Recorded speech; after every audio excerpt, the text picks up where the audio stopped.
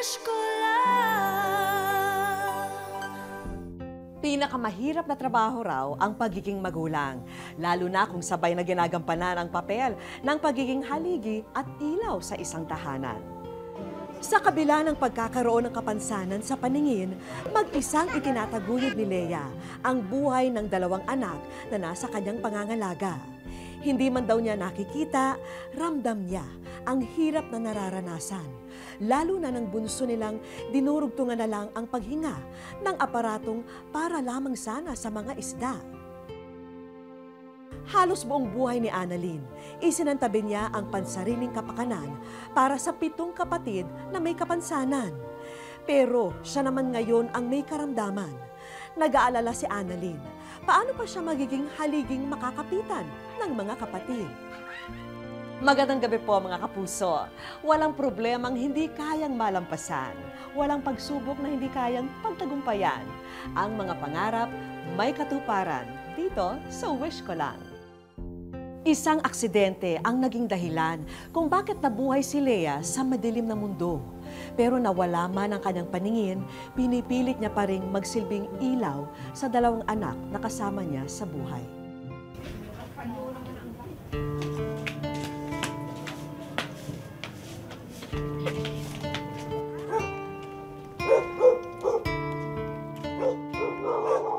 Ako si Joanna, 8 taong gulang. Araw-araw may nakikita akong babae. Kakaiba ang kinikilos niya sa karamihan. Pinapakiramdaman niya ang bawat niyang galaw. Sinasalat ang bawat daanan. Wala siyang kasamang asawa, pero may 2 bata sa loob ng kanyang bahay. Mahirap siguro mag-aruga ng 2 bata, lalo na wala siyang nakikita. Pero hindi ko siya narinig dumaing. Kinakaya niya ang lahat. Lea ang pangalan ng babaeng tinutukoy ko.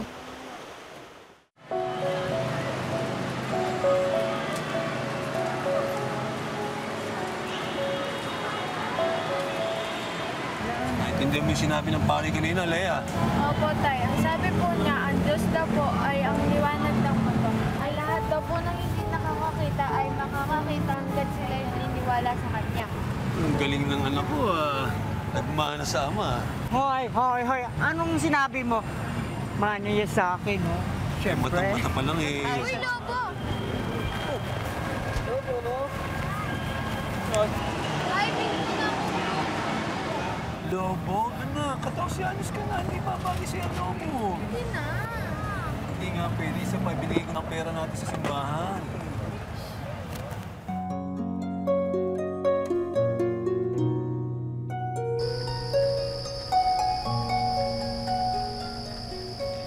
Ay, nako, anak. Nag-aral ka na ba, anak? Magmula nang dumating tayo mula sa simbahan, wala ka nang ginawa, kundi laruin yung pulang lobo. May pasok ka na bukas. Nagawa mo na ba yung mga assignments mo? Maya na po, Nay. Ano, mamaya? Wala ka bang pagpapahalaga sa edukasyon, anak? Paano kung pagtanda mo? Yan na nga lang ang ipapamana namin sa'yo at ipamamana mo sa magiging anak mo. Opo, Nay. Yan ang tama, anak, ha? Sige, tulog na ako, ha?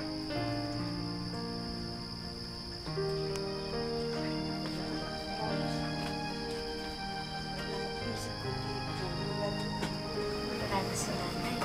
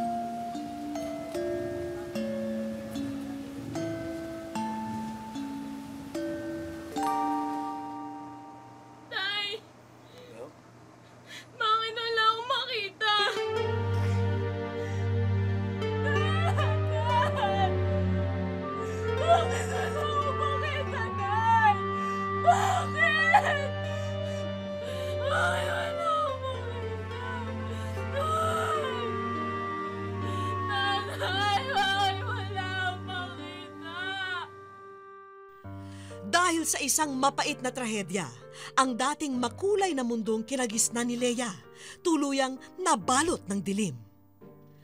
At tila kasabay ng paglaho ng kanyang paningin, ang paglamlam ng mga pangarap ni Lea. Anak, kumain ka ng 5 araw ka na hindi kumakain. Ano ba? Anak, pinapatay mo ba ang sarili mo? Oo, Inay. Gusto ko na mamatay. Pabayaan niya na akong sumunod kay tatay. Wala nang kwentang mabuhay pa ako. Pabayaan niya na akong mamatay. Ganyan. Huwag kang mawala ng pag-asa. Huwag kang hinaan ng loob. Anak, magpakatatag ka na.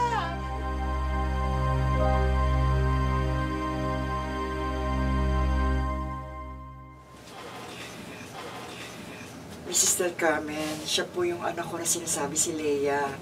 Gusto ko po sana siyang maipasok dito sa Reflexology Center ninyo para naman po siya matutong magmasahe at makapagtrabaho na rin po dito. Hello po.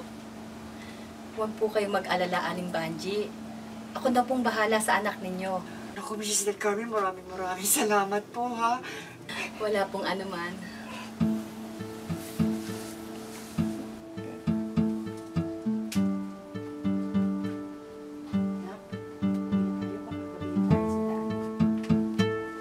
Ma'am? Uuwi na ba kayo, Lea? Oo, Alan. May pasok pa kasi itong anak ko bukas eh. Pwede ba akong makisabay na sa inyo, ha? Ikaw bahala. Wala pa namang magagalit.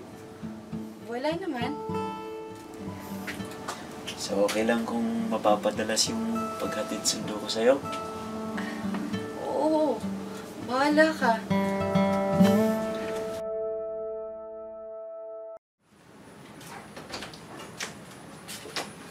Tay, ito na po yung pinabili niyo. Lagay mo dyan sa ibabaw ng mesa. Hoy, ilang beses ko bang sasabihin sa'yo, ha? Na huwag mo akong tatawaging tatay, ha? Dahil hindi kita tunay na anak, ha? Naiintindihan mo ba ako, ha? Naiintindihan mo? Alan? Alan? Alan, bakit umiiyak na naman si Joanna? Ano na naman ang sinabi mo sa bata? At bakit wala ka nga pala sa trabaho kanina? Ilang araw ka na hindi pumapasok ka. Ang sabi ni Mrs. Del Carmen, baka tanggalin ka na raw niya. Eh, titanggalin niya. Sino bang tinatakot niya, ha?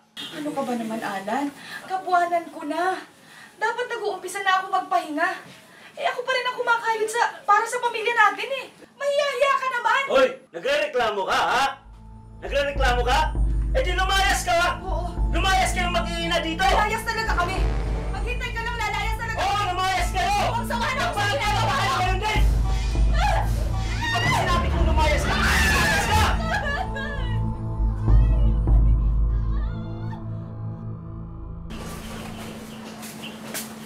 Nay? Anak? Teka, sandali. Anak, ingat. Ay, ano nangyari? Pasugod kayo ng mga bata. Bihira ka talaga, oo. Tatahan yung bata. Ha?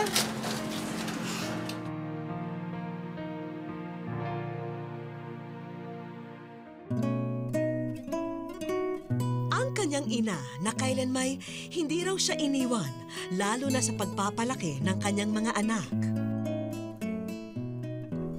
Pero tila mapagbiro talaga ang tadhana kay Lea. Pumanaw ang butihin niyang ina, ilang buwan lamang ang nakararaan. Kailangan maging matatag ka. Tulad ngayon, wala kaming kasamang talagang gumagabay.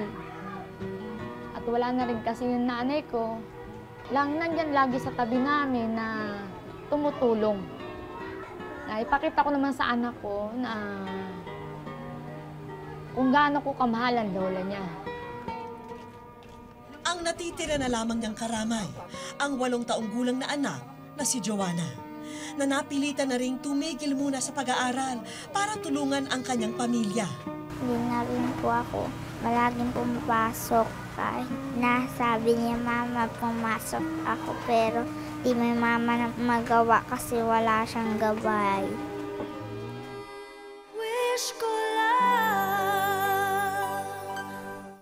Sa aming pagbabalik, Ang ginagamit ko sa kanyang oxygen, yung ginagamit sa isang aquarium na sinasaksa sa kuryente.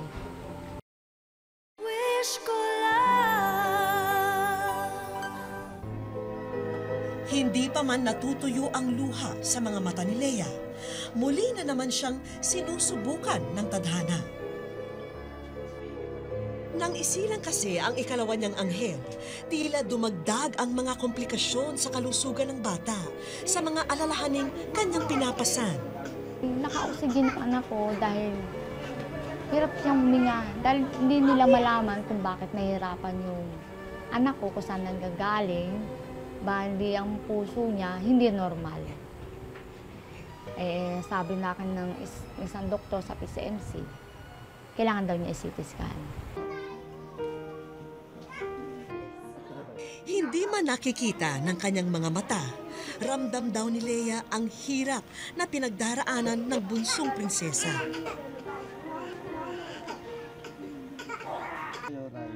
Masela ng kondisyon ng sanggol ni Lea.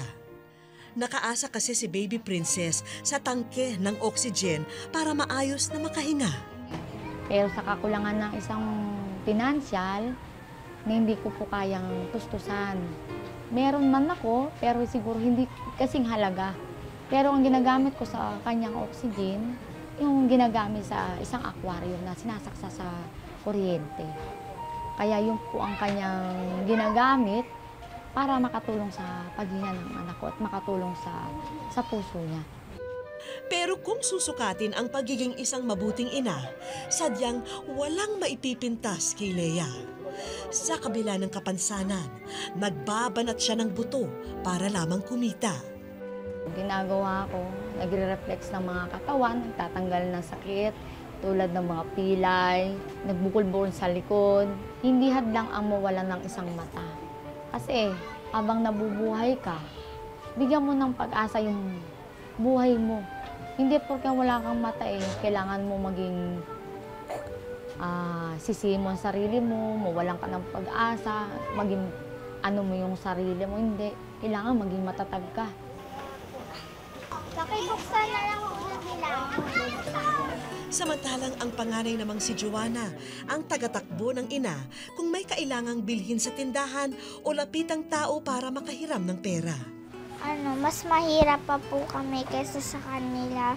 Baga may gusto silang bilhin sa bahay nila, nabibili nila kami. Pagka may gusto kaming bilhin, hindi namin mabili kasi wala din kaming pera.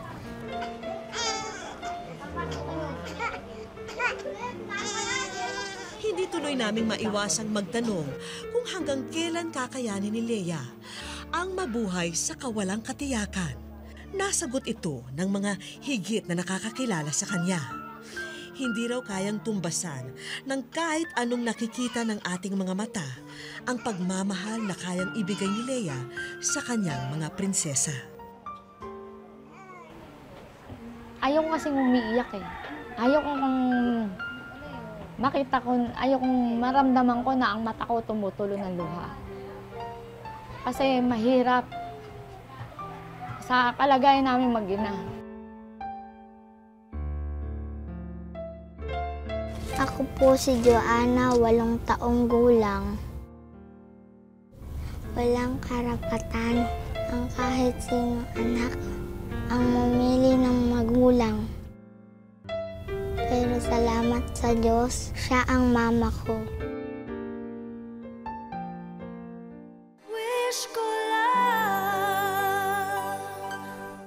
Sa aming pagbabalik, Kasi man, siya Lagyan mo sa lababo. ayan, pulang-pulang po yung puwet ni baby. Talagang ang tindi ng allergies. Kung isang nanay na nga, parang konting mga galos lang na kinakabahan ka na. Ito talagang nakakaano, oh.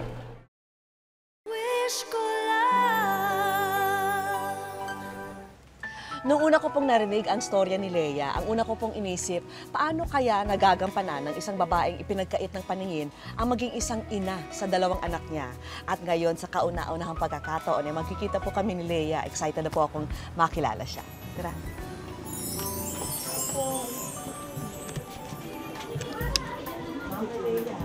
Hello po. Ako si Vicky. Kamusta? Ito po, ma'am. Punta po. Sayang, ma'am. Hindi ko pa ito nakikita talaga. At least Paborito ko pa naman kayo sa wish ko lang mo. Bagamat hindi kami nakikita ni Lea, alam na niya ang pakay ng aming pagbisita. At ito ang dahilan ng matatamis na ngiti sa kanyang mga labi. Actually, habang pinapanood ko si nanay, parang ang ramdam ko na hirap ako para sa kanya, no? Dahil para sa isang ordinaryong nanay tulad ko na nakakakita naman ako, no? Kahit paano okay naman yung kalusugan ko, marami pa rin challenges kang pagdaraanan, no? Nandyan yung magkakasakit yung anak mo, matataranta ka, magkakaroon ng konting galos lang. At nung nakita ko si nanay, parang imagine hindi siya nakakakita. Yung anak niya may karamdaman pa, hindi gaano nakakahinga, hindi gaano nakakainom ng gatas. Kita nyo naman, medyo malnourished yung bata, no? Dahil siguro hirap siya kumain. Iniisip ko, paano kaya niya nagagawa ito, no? Nabatid kong wala kami halos ipinag-iba, lalong-lalo na sa pag-aaruga sa aming mga anak. Ang bata kasi, pag baby pa lang, hindi siguro sila masyado pag nakakakita, no? So talagang umaasa yung baby sa loving touch ng nanay. At yun ang talagang nakikita kong bond sa pagitan ni Lea at ng anak niya, no? Yung nakikita natin kanina, no, nung habang umiiyak yung bata, kinarga ni nanay, tinapat sa kanyang dibdib. At okay na siya, nanahimik na at nakatulog na yung baby. So siguro yun ang pinaka-importante pag ganong age ka. Lalo na, you know, medyo mahina yung bata, may karamdaman siya. Pag niyayakap ni mommy, parang okay na siya, okay na yung bata. Ina sa ina, personal kong pinakinggan ang bawat kwento niya. Kasi kaya siya meron siyang pacifier dito. Kasi para po yung gatas bumaba. Kasi opo. Kasi kung hindi maiipon, matagal na sumipsip. Tsaka ito, medyo hindi ko maano sa kanya, baka matusok ko yung pinaka-lalamunan niya. Mukhang malakas si nanay mukhang malakas ang personality, matapang si nanay. Gusto niya talaga na malampasan itong lahat, no? Marami siyang options. Pwede niyang piliin yung easy way out kumbaga, no? Paalaga yung mga anak niya sa ibang mga kamag-anak niya, pero hindi niya pinili yon. Mas pinili niya talaga yung talagang hahamakin niya yung lahat, basta lang maalagaan niya yung mga anak niya. At talagang paulit-ulit niyang yan sinasabi sa interview. Kasi man, ano siya Sige mo sa lababo. Ayan, pulang-pulang po yung puwet ni baby. Talagang ang tindi ng allergies. Kung isang nanay na nga, parang konting mga galos lang na kinakabahan ka na, ito talagang nakakaano, Kailangan talaga, paano to, Sapat na ang aking natunghayan para maramdaman ko ang hirap na dinaranas ni Baby Princess ng kapatid niyang si Joanna at ng inang si Lea. Wala kaming sinayang na sandali.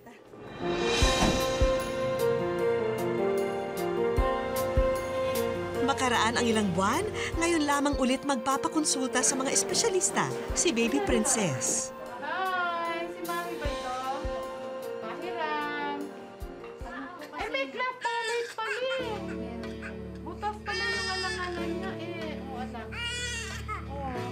So yun siguro ang dahilan kaya hindi siya nakakakain. Pangalawa, yung naglalagay tayo ng oxygen na akala ni Mami kasi hindi niya nakikita. Akala niya nangingitim yung anak niya. Hindi naman nangingitim. Kita mo hanggang ngayon, ang pula-pula ng paa niya, no? So, pwede natin ngayon tanggalin ang oxygen. Pag-examine ko sa kanya, wala siyang pulmonya. Wala umiiyak siya, hindi naman siya nangingitim. Kulang lang talaga siya sa timbang. Kulang siya sa pagpapakain. Imagine mo, nagpapakain sa kanya yung 8 years old na bata. Tapos through the dropper. Tapos 1 ounce lang ang binibigay sa kanya. That's 20 calories. How many times a day? So butot balat lang talaga yung bata. I-build up natin ngayon yung bata na papakiusapan natin ng Manila doctors. Meron naman kaming makukuha sigurong Badiad 4 para matulungan natin. Special treatment natin, gagamutin natin lahat. Kasi di nga ba, bulag si Mami, yung sa loob ng sa may puwit niya. I mean, yun na, nawala na yung balat kasi talagang mapulang-mapula na. So, gagamutin natin yon. Pangalawa, yung sa may ilong niya, yung nilalagyan ng plaster, ng oxygen, may mga sugat na. So, yun, gagamutin natin yung mga infection na yon. Alam mo, dito sa Manila Doctors, kung siya ay mataba-taba lang, mga 10 pounds o kaya 10 months old siya, pwede na namin siyang paoperahan ng cleft palate. Meron kasi kaming libreng operasyon, bridging the gap, actually ang tawag namin doon, para magkaroon ng pagkakataong mabuhay din sila ng normal. Tila nabunutan ng tinik si Lea sa regalong natanggap niya para sa may sakit na prinsesa. Natutuwa ako na hindi na niya kailangan ng oxygen. Sinabi ng mga doktor dito sa Manila Doctor. Noong una ko pong inabutan ng bahay na ito, para mukha ho siyang madilim, makalat, kailangan po ng konting linis. Kaya ngayon, kasama ko po ang ating mga kaibigan para isaayos ko ng konti itong bahay na ito at maging mas baby-friendly para mas madaling gumaling si baby dito sa tahanan na ito. Kaya naman, habang nasa ospital pa ang mag-iina, ang pangangailangan nilang ito naman ang sunod daming tinugunan. Ayan, tingnan niyo naman to. Oh. At least ngayon, mararamdaman talaga ni Baby Princess na isa siyang tunay na prinsesa. Yan, mas maging komportable na yung tulog niya mamayang gabi. Sinong mag-aakalang ito na ang dating bahay ni Lea? Pihadong ikatutuwa niya ang mga bagong gamit na kanyang madaratnan.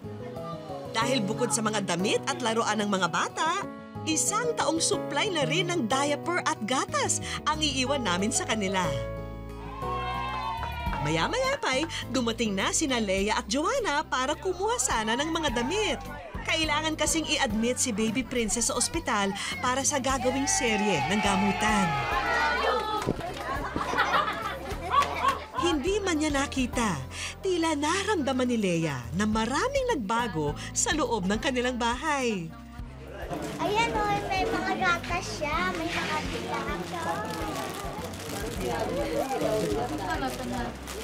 Saan man niya ihawi ang kamay, meron siyang nahahawakang bago. Dito lamang niya naunawaan ang pagbabagong buhay na inihanda namin para sa kanila. Naalala kasi wala akong pera at kanina ako lumalapit eh. Pag-iingatan ko to. Hindi ko sinasabing para sa sarili ko. Para sa anak ko to. Yung pag-aanap buhay ko, yun na yung akin. Pero yung anin ko to, iingatan ko to dahil sa tulong ninyo. Tutulungan po namin kayo sa pagpapagamot, sa gamot niya, yung mga medicines. At saka kung kailangan patabain po yung anak niyo, bibigyan natin ng feeding araw-araw. Bukod dito, may mga bumisita rin kay Lea na mga bagong kaibigan. Nangako silang bibisitahin ang mag-iina linggo-linggo para magabayan silang tatlo. Kahit kailan ay hindi maaninag ni Lea ang mukha ng kanyang mga anak. Kahit kailan, hindi niya makikitang ngumingiti o lumuluha ang mga ito. Pero hindi ito ang batayan ni Lea para masabing hindi niya kaya maging tulay para mabigyang kinabukasan ang dalawa niyang prinsesa. Dahil sa laki ng puso ni Lea, isa siyang ilaw ng tahanan na kahit kailan, hinding-hindi magdidilim. Wish ko lang. Susunod, kilalanin ang magkakapatid na binansagang Snow White and the Seven Dwarfs, pero ang mundong ginagalawan malayo sa pagiging isang fairy tale. Pumunta lang ka akong mga igsoon, igura, binuangan niya sila. Yun na ba, dugdaugon. Si Annalyn at kanyang mga kapatid ay madalas ihalid tulad kina Snow White and the Seven Dwarfs. Pero malayo sa pantasya ang mundong ginagalawa ni na Annalyn. Dahil 7 sa kanyang mga kapatid na lalaki ay may kapansanan daw sa pag-iisip at siya lang ang tanging inaasahan. Mauwi pa kaya sa happy ending ang kanilang kwento kung malagay sa alanganin ang buhay ng ating bida? Sa barangay ng Tinyan, sa lalawigan ng Zamboanga del Norte, isang malawak na koprahan ang mistulang kaharian ng magkakapatid. Sa kanilang mga ngiti, kilos at tingin, mababakas na para silang mga walang muwang na bata. May problema sa pag-iisip ang 6 na magkakapatid. Pero ayon sa mga nakakakilala sa kanila, hindi naman daw sila nananakit.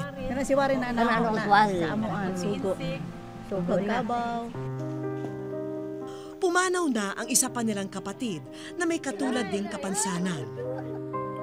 Mabuti na lang daw, biniyayaan sila sa pamilya ng isang prinsesa na handang umalalay sa kanilang kalagayan. Si Annalyn ang ikalawang bunso sa magkakapatid. Kuanan ako, kung kaugalingon nga, na kung mga abnormal jud ang mga kuan jud sila ba. Tigid ingon nga kasaligan bitaw. Then anak ko sa kung kagalingon nga mag-unsa na lang mawala na akong mama ug kuan, papa. Siguro namatay na mi. Wala pa nagkuan, wala pa mi binantayan bitaw. Pero paano na kaya ang mga kapatid niyang sa kanya lang umaasa kung buhay naman niya ang malagay sa alanganin? Sina Eric, Jessie, Jenny, Ruel, Ronald at Warren. Sila ang 6 na kapatid na kasama rito ni Annalyn.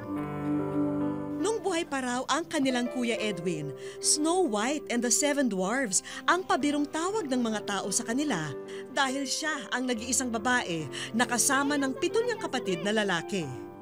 Hindi raw lubos maisip ni Annalyn kung paano nagkaroon ng sakit sa pag-iisip ang 6 na miyembro ng kanilang pamilya. So itong 6 na to seem to be suffering. Para lang impression ko is mental retardation talaga. Hindi sila baliw. Oo, mga mentally retarded lang. Kasi wala namang kailangang psychotic symptoms na dapat ma-address. Nakakatulog sila, masaya sila, hindi nag-aaway. 2 taon na mula nang naulilang lubos ang magkakapatid.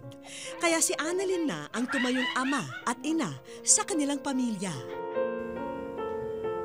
Mabuti na lang daw dahil may mga taong bukas palad pa rin tumutulong sa kanila. Tulad na lamang ng amo niyang si Ricky. Masipag naman yung mga magulang ni Annalyn. Kaso lang dumating ang panahon na nagkasakit tapos namatay. Hanggang sa ilang taon rin, namatay din yung asawa. Ang natira talaga yung si Annalyn lang at saka yung mga kapatid niya. Kaya kawawa naman pagka pinaalis mo pa saan sila pupunta. Kaya sila na lang rin ang inaano namin hanggang sa ngayon. Sa kanilang simpleng paraan, nakakatulong naman daw sa mga gawaing bahay ang mga kapatid ni Annalyn. Well, magsablay na diha, well. Kailangang utusan. Kasi pag hindi sila inutusan ni Annalyn, walang mangyayari sa araw nila. Tatayo lang, tutunganga. Kahit kailan, hindi raw narinig na nagreklamo si Annalyn. Yun lang. Si Bunay sa. Isinasantabi na muna niya ang pansariling kapakanan para unawain ang kalagayan ng mga kapatid na may kapansanan. Bali, dili sila makakuan sa ilang kaugalingon ba nga munay trabahoon taga-adlaw. Kasi kung iisipin mo, kahit yung ibang mga mentally retarded, para silang bata, di ba? Parang regress, tatawa lang. Parang walang problemang iniisip sa buhay. Ganun sila. Mara po na, giisip ra po na ako, good nga, mga, di bali, anak na lang po na ako, silbi sila ba? Ako na mama o papa na lang. Pero bukod pa pala sa mga inaalagaang kapatid, may 2 anak pang solong inaaruga si Annalyn matapos siyang hiwalayan ng dating nobyo. Mabuti na lamang daw dahil nagsisilbing karamay niya sa mga pasanin sa araw-araw ang tiyahin niyang si Milagros. Tuwing wala kami, naghahanap din ako ng makain. Ang problema ko po dito sa isang anak ko, yung panganay ko, may sakit din. Parang nasiraan na ng bait. Nagwawala lang siya paminsan-minsan. O, talagang nagtatanong ako sa sarili ko, bakit Lord? Bakit ganito ang sitwasyon namin? Bakit nagkaganito sila? Ano kayang klaseng parusa ito, sabi ko. Pero dasal pa rin ako ng dasal. Dating nagtatrabaho sa munisipyo si Annalyn, kaya minsan na rin daw siyang lumapit sa mga dating nakatrabaho para humingi ng kaunting ayuda. Nagpa-check up siya dyan sa center, tapos sabi niya, hihingi daw siya ng gamot para sa arthritis. Kasi office by office kami, humihingi ng financial support sa mga office mates ko. Awa ng Diyos, nakalikom naman na kami ng konting halaga. Then, okay, akala namin okay na yun kasi arthritis lang naman. Pero higit pa sa kirot na nararamdaman ngayon ni Annalyn, mas sumisilip daw sa kanyang isipan ang pag-aalala sa mga maiiwang anak at kapatid sakaling lumala pa ang kanyang kasalukuyang lagay. Diligid ang tanan ko, kuan dawat nga, tabitang, pagkabalo na ko nga kuan, tumor.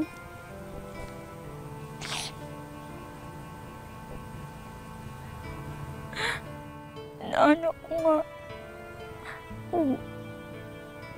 mag-unsa na lang ko, kuan, mamatay ko, mag-unsa na lang ako mga igsuon. Luoy kayo. Lisod juga kayo, kuan, naisakit. Walay kwarta.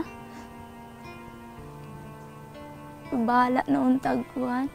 Bahala na untag pobre ko basta kay wala lang ta ko sakit. Ana, yun ani naman. Kung makayanan ko pa kaya ito, hindi ko nga rin alam kung kailan ko makayanan. Kasi dinadasal ko talaga nga, sana naman magkaroon kami ng na may makatulong sa amin, ganon. Ug mamatay kung unsa lang ka akong mga igsuon, igura, binuangan niya sila. Hinana ba, dugdaugon, mahadlo ko, makuan sila. Nagkuan na sila tamay-tamayon sa mga laing tao.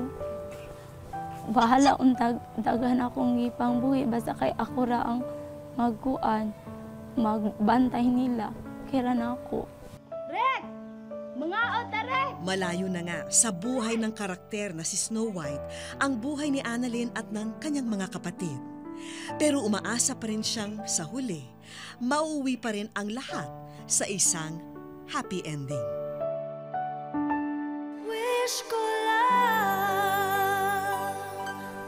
Nako, si Warren, sa sobrang excitement, nagbihis na kaagad kahit nasa pampublikong lugar. Wish ko lang. Bago pa sila magkaroon ng kanya-kanyang lakad, niyaya namin silang mamasyal muna.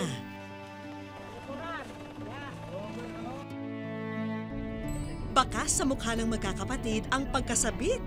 First time daw kasi nila naranasang sumakay ng van sa kanilang lugar. Si Ronald, na madalas tahimik lang, tuwang-tuwa umupo sa tabi ng bintana. Sa malapit na simbahan namin sila idiniretsyo. At sa lugar na ito, siniguro namin na uulan ng pagpapala kina Annalyn bago matapos ang araw. Nalipay. Yeah. Tako nga makatabang sa mga. Tila batid na rin ni Annalyn kung sino ang humiling para sa kanya. Kaya ipinabasa na namin ang sulat ni Elvie sa Wish Ko Lang.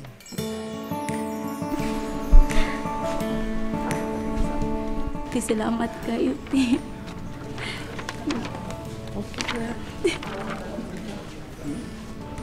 Siya lang man din ang mas nangangailangan ng tulong. Tsaka, kailangan talaga siya ng mga kapatid niya. Bumisita rin ang iba pang mga dating katrabaho ni Annalyn sa munisipyo. Hanga rin daw sila sa kanyang katatagan. And just be strong.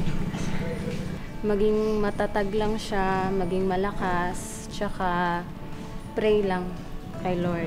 Dagan kayong salamat sa mga Niluoy na ako. Siyempre, may dala rin kaming regalo para sa mga kapatid na lalaki ni Annalyn. Idol!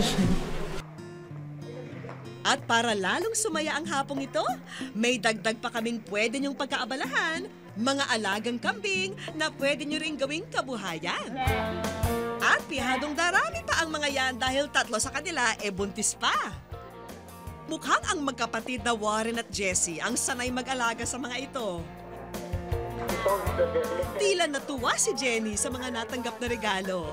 Ang mga kapatid din niya, sabik na sinuot ang mga bagong damit at tsinelas. Nako, si Warren, sa sobrang excitement, nagbihis na kaagad kahit nasa pampublikong lugar. Napalitan tuloy ng mga tawa at ngiti ang mga luha ng kanyang ate Annalyn nang makita ang kanilang kasiyahan. Idol!